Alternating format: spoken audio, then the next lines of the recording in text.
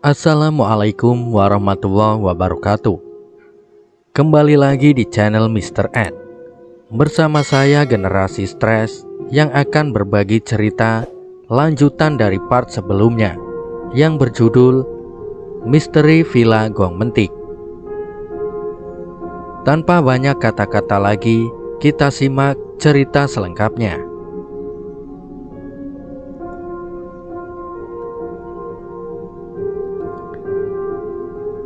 Raul menggeliat begitu dingin dan basah menampar indera perasa di permukaan wajahnya. Kesadarannya sedikit merambat pulih, manakala sebaskom air mengguyur kepalanya. Tangan itu pelakunya. "Bangun!" titahnya setengah berteriak. Kelopak mata Raul berkedut cepat. Dalam pandangan yang samar, ia berusaha menerjemahkan sebuah siluet besar yang berdiri di hadapannya. "Iblis!" desisnya tertahan. Tak ada kata balasan dari tangan kekar itu selain kembali menumpahkan sisa air dingin pada kepala Raul sembari mendecih geram. 3 detik kemudian, tubuh Raul diseret kasar dan disandarkan pada dinding. Ia terduduk dengan leher layu sambil meraba telinga yang masih terasa perih akibat pukulan. Pandangan yang masih kabur itu dijelajahkan ke sekeliling pondok Pak Nora. Sangkaan Raul tak salah lagi. Pak Nora memanglah kejam, sesuai petunjuk Purwasi. Dalam ketercekatan, Raul mulai mengendus aroma kematian. Tubuhnya secara refleks bergetar untuk merespon sebuah rencana tindakan. Tak pernah ia dalam kondisi setakut itu saat ekor matanya melihat siku Pak Nora terangkat. Sesaat sebelum Pak Nora meloloskan pukulan dari sudut ruangan yang tergelap, sebuah bayangan besar dan panjang terulur ke depan. Siluet itu menyibak gelap dan memunculkan sosok manusia. Suara lembut pun terdengar. "Abang ganteng, kok datangnya kecepetan?" Langit telah mencurahkan rintik hujan. Pak Nora memantik api untuk membakar rokok di hadapan Raul yang terduduk tak berdaya. Kinasi, gadis idaman Raul itu, berlutut dengan mengusap rambut Raul lembut. "Abang sayang, kamu telah merusak pesta kecilku. Untuk sang perusak pesta, tak ada hukuman yang pantas selain hukuman mati," bisik Kinasi sambil menyeringai. "Sundal setan, apa yang kalian inginkan?" desis Raul membuang muka. Pak Nora dan Kinasi terkekeh. "Pertanyaan bagus, tapi sayangnya kami sudah mendapatkan semua yang kami inginkan.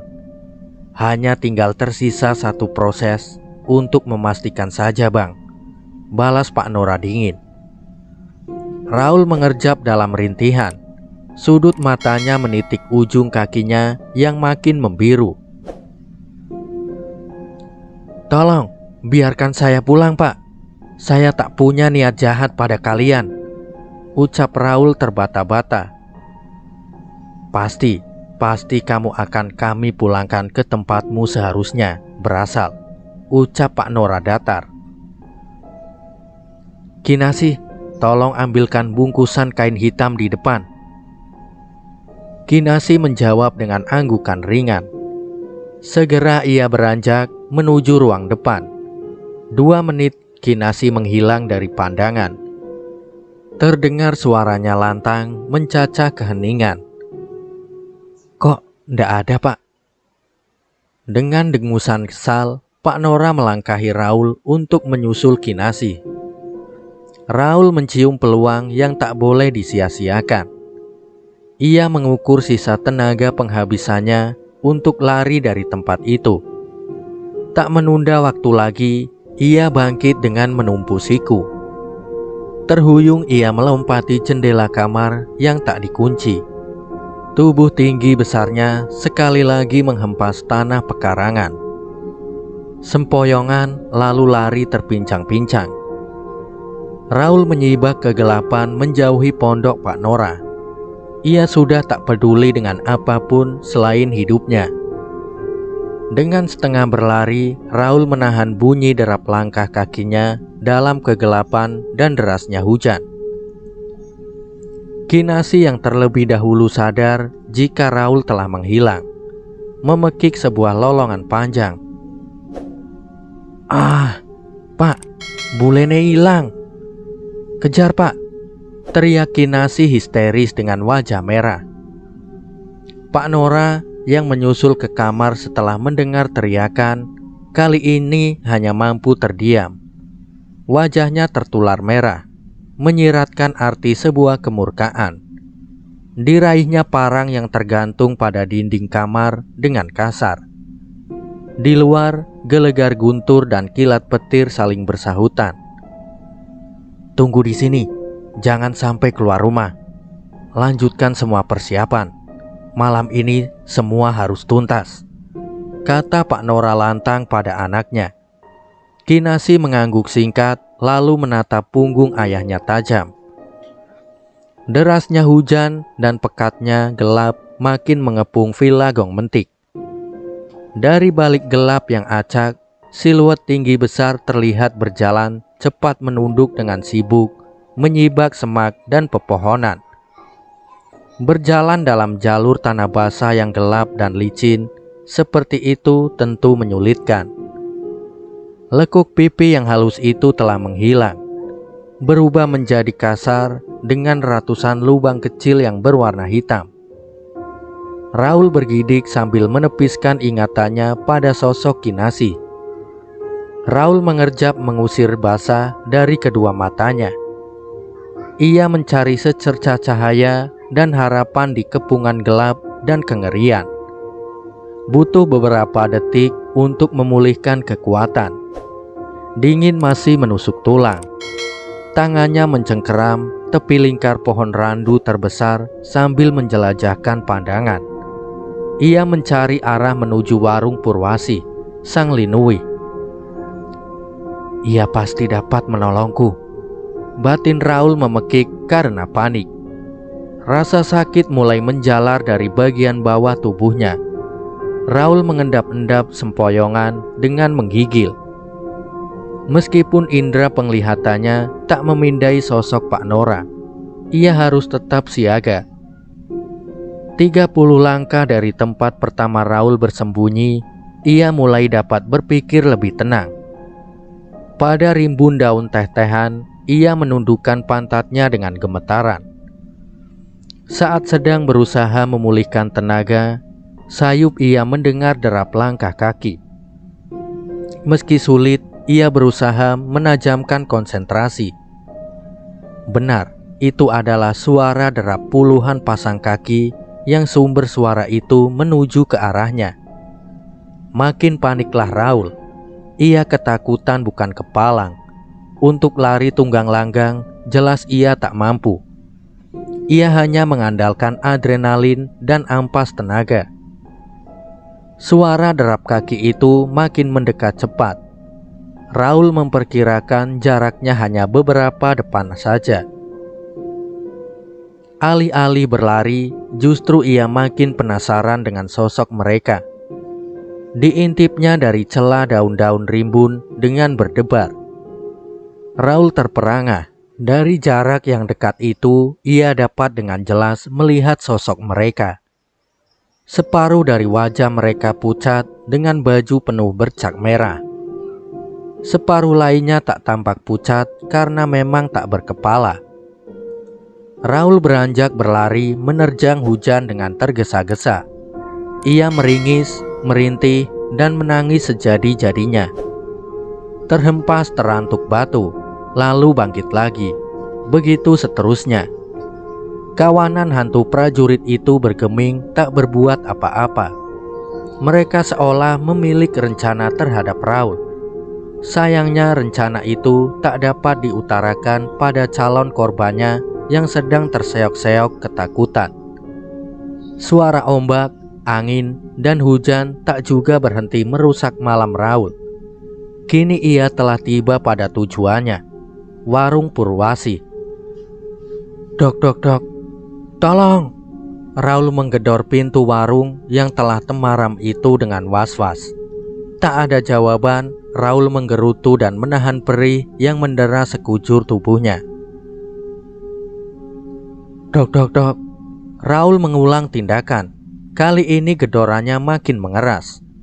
Begitu gagang pintu memutar, Raul merangsek masuk dari celah pintu yang baru terbuka separuh. Purwasi terkaget-kaget mendapati kondisi Raul yang seperti itu. Tolong saya, Bu, kata Raul dengan tempo suara cepat. Ada jeda singkat antara ucapan Raul dengan sahutan Purwasi. Kamu kenapa? Tanya Purwasi melongo seraya menutup kembali pintu rapat-rapat. Air muka Purwasi lantang berubah tegang. Apa kau baru melihat setan? Bukan hanya setan, Pak Nora akan membunuh saya, jawab Raul dengan gagap tersengal. Purwasi tak tinggal diam. Diseretnya kursi dengan sandaran ke arah Raul. Duduk sini, atur napasmu. Minum, perintah Purwasi sambil satu tangannya terjulur. Habiskan kopi hangat ini akan menenangkanmu. Tanpa berpikir, Raul menyahut gelas dari tangan Purwasi dengan gemetaran. Sebenarnya ia mengharapkan segelas air untuk mengakhiri dahaga. Tapi dalam kondisi panik seperti itu, apa dirinya memiliki pilihan? Kopi hangat itu ditenggak tanpa sisa. Ia menggigil dengan menekuk lutut. Purwasi sadar tamunya dalam kepanikan. Ia menyelimuti Raul dengan jaket lusuhnya. Kamu tenangkan dirimu. Sembunyi di sini pasti aman. Mereka tak akan mengganggumu. Aku jamin. Di luar hujan telah mereda. Kawanan awan hitam mulai berlalu beriringan. Banyak warga karet jajar telah terlelap, mengunduh bunga tidur, detoksifikasi organ tubuh. Dan ada juga yang masih betah terjaga untuk menyelesaikan urusan atau sekadar belum terdera kantuk. Malam tengah berada pada titik terlarutnya dan telah menjelma indah. Cahaya yang berpencar dari bulan tampak anggun. Dengan semilir angin yang bertiup sesekali mengantarkan debur ombak yang terdengar bagai senandung kinanti. Malam yang sempurna. Seharusnya sempurna, tapi tidak untuk Raul. Tidak ingin memancing perdebatan panjang yang terjadi dalam otaknya, Raul memutuskan mengorek keterangan dari Purwasi. Wanita penjaga warung itu masih duduk di kursi panjang menghadap Raul yang masih tampak lemas. Apa yang sebenarnya terjadi, Bu? Tanya Raul sembari tertunduk lesu. Kamu benar-benar penasaran ya? Aku akan jelaskan padamu dengan sebuah syarat. Kamu harus bersumpah tak akan membalas dendam pada mereka yang mencelakaimu. Apa kau berani bersumpah? Raul tercenung. Ragu, ia mengangguk dan mengedip. Aku bersumpah, Bu, tak akan dendam. Purwasi mencondongkan kepala dengan mengulas senyum ringan. Aku masih mengendus keraguan. Aku hanya ingin tahu, Bu. Aku bersumpah tak akan dendam. Cepat jelaskan, desak Raul tak sabar. Bagus, balasnya dengan senyum mereka. Akan kututurkan dengan lengkap untuk menghilangkan rasa penasaranmu. Setiap jiwa yang penasaran akan membawa petaka bagi jiwa lainnya. Sekarang dengarkan baik-baik. Raul mengernyit. Puluhan tahun yang lalu, tempat ini adalah daerah paling angker di pesisir utara Jawa. Daerah di balik bukit itu adalah tempat pembuangan mayat anggota PKI. Makanya disebut dengan daerah PKI-nan. Purwasi menghela napas berat. Pemerintah saat itu ingin menghapus stigma angker dengan mendirikan rumah sakit. Ayahku diminta untuk menumbali tempat ini untuk tujuan keamanan. Beliau menyanggupinya. Arwah penasaran PKI-nan berhasil diusirnya jauh-jauh. Hanya saja ia membuat kesalahan fatal. Kesalahan? Tanya Raul mendesak. Ya, sangat fatal. Beliau tak memperkirakan imbasnya. Pengusiran arwah-arwah itu membuat arwah-arwah prajurit Portugis kembali menguasai jagat gaib tempat ini. Maksudnya hantu prajurit berseragam yang datang pada mimpi saya? Iya, hantu-hantu itu. Roh yang umurnya lebih tua dari hantu PKI-nan. Selepas terusirnya hantu PKI-nan, mereka kembali menguasai wilayah pesisir ini. Sampai sekarang, kata Purwasi sembari mengisi ulang gelas kopi Raul. Raul yang terbuai cerita Purwasi menyambutnya dengan langsung menyeruput kopi pahit itu sambil memantik apik untuk membakar rokok pemberian Purwasi. Nora itu sebenarnya adalah dukun santet. 3 tahun yang lalu, ia menerima pesanan santet dari pejabat kota. Sialnya, santet itu berbalik mencelakai anaknya, Kinasi. Kamu lihat kan wujud aslinya? Kulitnya gosong dengan banyak lubang kecil. Cetus Purwasi bergidik. Lalu, mengapa aku kemarin tak dapat melihatnya, Bu? Kopi pertama yang kau minum telah diberi guna-guna untuk menutupi pandanganmu, jawab Purwasi datar. Giliran Raul yang bergidik. Raul terhenyak. Ia tak menyangka bahwa dirinya terpilih menjadi tumbal. Ia segera menerka-nerka bahwa kejadian yang menimpanya adalah perbuatan jahat yang terencana. Siapa otak kejahatan ini? Sinta. Ya, Sinta. Yang mengirimku ke tempat ini adalah Sinta, rekan kerjaku. Apa hubungannya Sinta dengan Pak Nora? Ibu tahu Sinta? Desak Raul menginjak puntung rokok. Sinta, gadis perayu berambut kecoklatan. Ia adalah anak pertama Nora. Tak kalah bergidik dengan sebelumnya. Raul terkejut sampai menumpahkan kopi dari mulutnya. Penjelasan Purwasi adalah bukti adanya sebuah konspirasi jahat. Ia mengepalkan tangan, geram. Sama sekali ia tak menyangka bahwa Sinta adalah dalang dari rencana pembunuhannya. Tenang, ingat sumpahmu, bisik Purwasi begitu melihat Raul naik pitam. Maaf. Raul menyurutkan perangainya. Ia lekas menghela nafas panjang untuk merayakan nasib baiknya malam itu. Untung saja ada Purwasi. Raul membatin beruntung. Tunggu dulu Ferguso. Raul. Terima kasih Bu, telah menyelamatkan saya. Iya Bang, sama-sama. Kamu sudah tidak penasaran lagi kan? Ingat, kamu telah bersumpah untuk tidak penasaran dan membalas dendam. Semua penjelasanku ini adalah rahasia kita berdua, tegas Purwasi. Raul menanggapi ucapan Purwasi dengan anggukan. Ia mengatur napas untuk mengekang dendam yang mendesak benaknya. Ya Bu, aku tak akan dendam. Yang penting aku telah selamat. Purwasi melengkungkan bibir, lantas bangkit berdiri. Ada satu rahasia lagi. Rahasia? Rahasia apa? Tidakkah kau curiga di villa itu tak ada secuil pun cermin? Raul menautkan alis keheranan. Benar, di villa itu memang tak ada satu pun cermin tergantung di dinding. Tapi apa hubungannya? Toh memang Raul jarang bercermin. Rambut cepaknya pun tak membutuhkan sisir. Tunggu di sini, ucap Purwasi seraya menghilang di balik tirai penyekat ruangan. meninggalkan Raul yang berpikir keras kebingungan.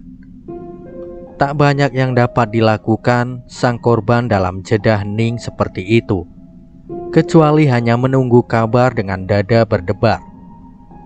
Punggung basahnya ditegakkan untuk meletupkan kewaspadaan. "Coba kau lihat pantulanmu di sini," kata Purwasi sembari menyerahkan cermin meja.